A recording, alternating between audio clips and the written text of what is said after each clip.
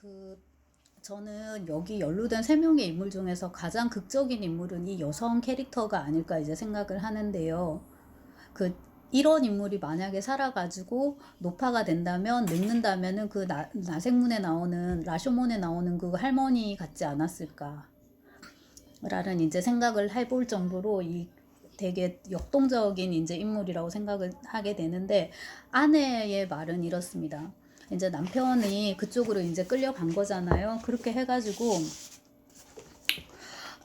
갔는데 그 부분에 대해서는 전혀 얘기를 하지 않아요. 그래서 그녀의 참회는 또 이미 참회입니다. 사실 이 그녀야말로 이 피해자인 건데, 네, 이제 참회고요. 그 푸른 평복 차림의 사내는 저를 제 마음대로 해버리고는 나무에 묶인 남편을 쳐다보며 비웃기라도 하듯이 웃었습니다. 이제 이렇게 나오는데, 그 앞에 있었던 복잡다단하고 무서운 이야기, 사건에 대해서는 일의 언급도 없어요.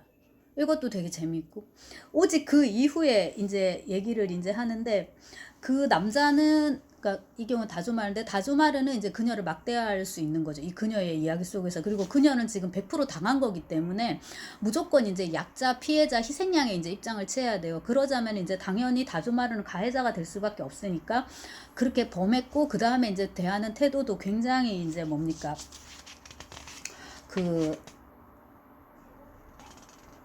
굉장히 이제 뭐라 해야 되나, 이렇게 진짜 이런 지금 N번방 이제 막 그런 거에 나오는 막 그런 되게 이제 못된 이제 그런 모습입니다. 그러고 이제 꺼져요. 사라집니다.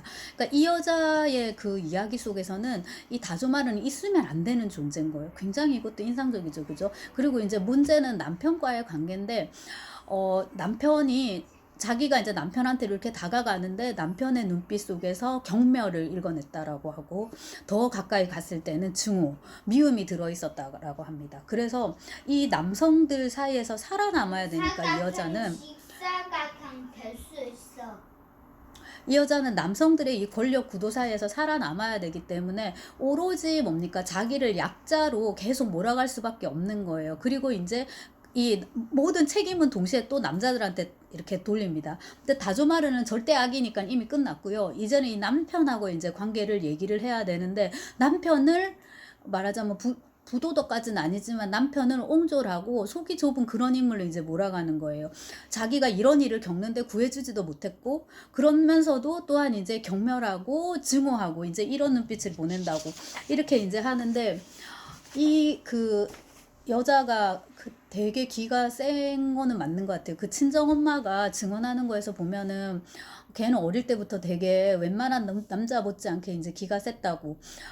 물론 남자라고는 뭐 이 사위 하나밖에 몰랐죠. 이렇게 이제 얘기를 하고, 기왕지사 이제 사위는 죽었으니까 어쩔 수가 없고 제 딸이라도 어디 있는지 부디 찾아주시기 바랍니다. 이제 이렇게 나오는데, 친정 엄마가 하는 말이니까 조금 적당히 이제 걸러서 들어야 되겠지만, 기가 세다라는 거는 공이 다조마루도 그 얘기를 하고 여기 친정엄마도 하고 실제로 이제 보여주는 대목에서도 그러한데, 남편이 자기한테 이런 모습을 보이자 이 여자가 보이는 태도 있죠.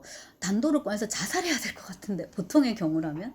근데 그녀는 반대로 단도를 꺼내가지고 남편을 죽입니다. 근데 그때 그 말을 하잖아요. 이렇게 된 이상 나만 죽을 수는 없다고, 너도 죽으라고. 그리고 이제 이 여자의 말 속에서 남편은 아주 파렴치 않은 아니에요. 너 지금 무슨 소리야, 너만 죽어, 이러지 않잖아요. 남편이 나 팥줄로 끌어주고 너는 자살해, 나는 살 거야, 이러지 않습니다. 이 여자의 이야기 속에서 남편은 그래도 중치는 돼요. 아내를 못 지켜줬기 때문에 죽여라 라고 이제 말을 하는 거죠. 그리고 아내의 그 칼을 이제 받아들입니다. 그래서 이제 그 여자가 이제 단도로 찔렀어요. 그러니까 이 경우에는 여자가 단도로 남편을 이제 살해한 게 됩니다. 아까 그 다조마루 버전에서는 다조마루가 자기 칼로 이 남자를 죽인 게 되잖아요. 긴 칼로. 근데 나무꾼이 발견한 건 뭐였을까요? 나무꾼은 현장에서 아무것도 없었다라고 얘기를 하거든요. 단도도 없고 장검도 없고 아무것도 없어요. 근데 무사의 무기는 다조마루가 지가 훔쳐갔다 얘기를 했단 말이에요. 아마도 단도로 찔렸을 것 같긴 한데, 자기가 찔렸거나 무기는 단도였을 것 같아요. 그러니까 요즘 같으면 이거 다 뭡니까? 거기 선생님 불러와가지고 부검을 시키면은 어느 정도의 칼이 어느 정도의 방향에서 몇 번이나 뭐 어느 정도의 깊이로 들어갔는지 다 알겠지만, 이거 지금 중세기 때문에 그게 잘 이제 안 되는 거예요.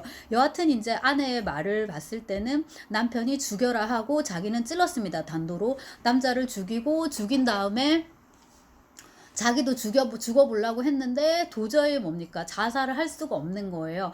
그래서 자살하는데 실패하고 여기까지 흘러왔습니다. 라고 하고요. 그 마지막 대사 있지 않습니까, 여러분?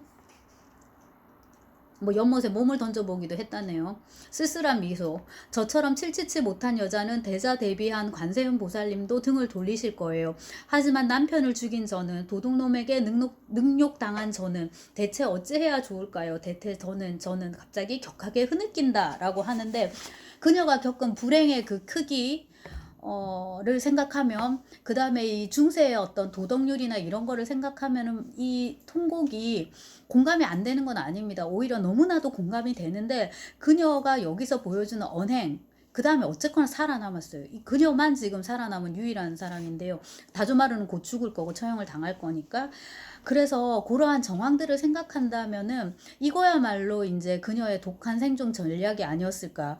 저 중세에 저 수컷들의 세계에서 살아남기 위한 암컷만의 어떤 아주 명민한 그런 생존 전략이 아니었을까라는 이제 생각을 해보게 됩니다.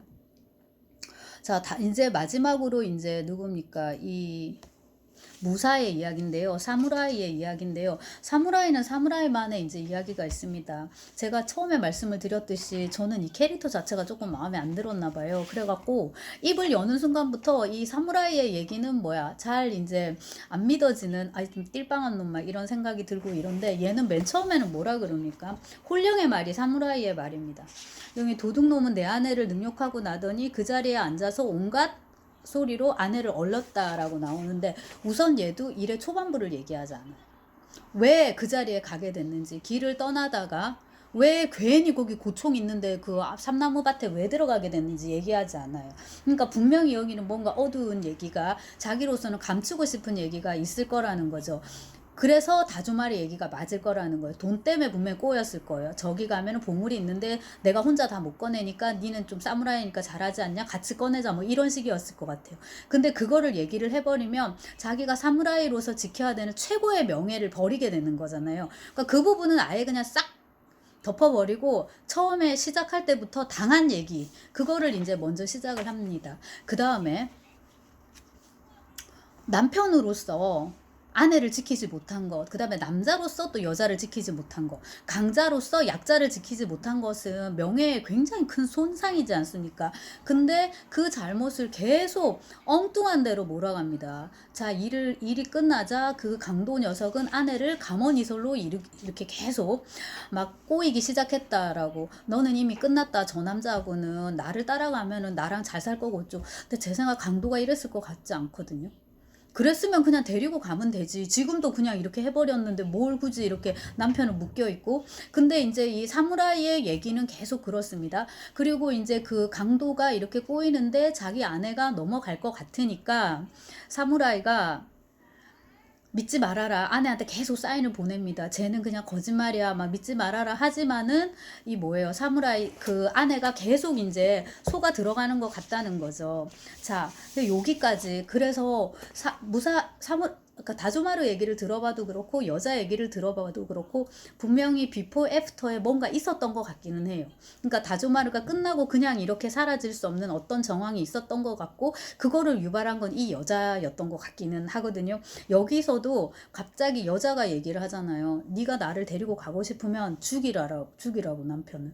근데 이 부분에서도 굉장히 그 여성 캐릭터가 강하다는 거를 이제 알 수가 있습니다. 죽여라 라고. 이제 왜냐하면은 이런 상황에서 그냥 두고 이제 갈 수는 없는 거잖아요. 저 사람을 죽여줘요. 저 사람이 살아있는 한 당신과 함께 할 수 없어요. 라고. 그러니까 이제 남편은 자기와 아내가 겪은 이 큰 불행의 잘못을 다조마루한테 떠넘기고 자기 아내한테 떠넘깁니다. 저거는 말하자면 치욕을 당했고 거기에 덧붙여서 심지어 나를 죽이라고까지 했다라고 하면서 이제 아내를 이제 몰아가게 되고요. 여기서 도둑놈이 보이는 바는, 도둑놈의 발길질에 아내는 폭삭 꼬꾸라졌다. 이렇게 도둑놈이 아내를 이렇게 저기 하고 그 여자를, 저 여자를 어떻게 해주면 좋겠나? 죽여줄까? 아니면 살려줄까? 대답은 그냥 고개를 끄덕이기만 하면 돼. 어때? 죽여줄까? 자, 나는 그 말만으로도 도둑놈의 죄를 용서해주고 싶었다라고 하는데, 여러분 보시면 여기서는 여자가 싹 빠져요. 그래서 저는 요렇게 두 남자의 대사를 볼 때도 다조마루가 더 이 여자를 배려하고 있다라는 느낌이 들어요. 굉장히 아이러니죠, 그죠?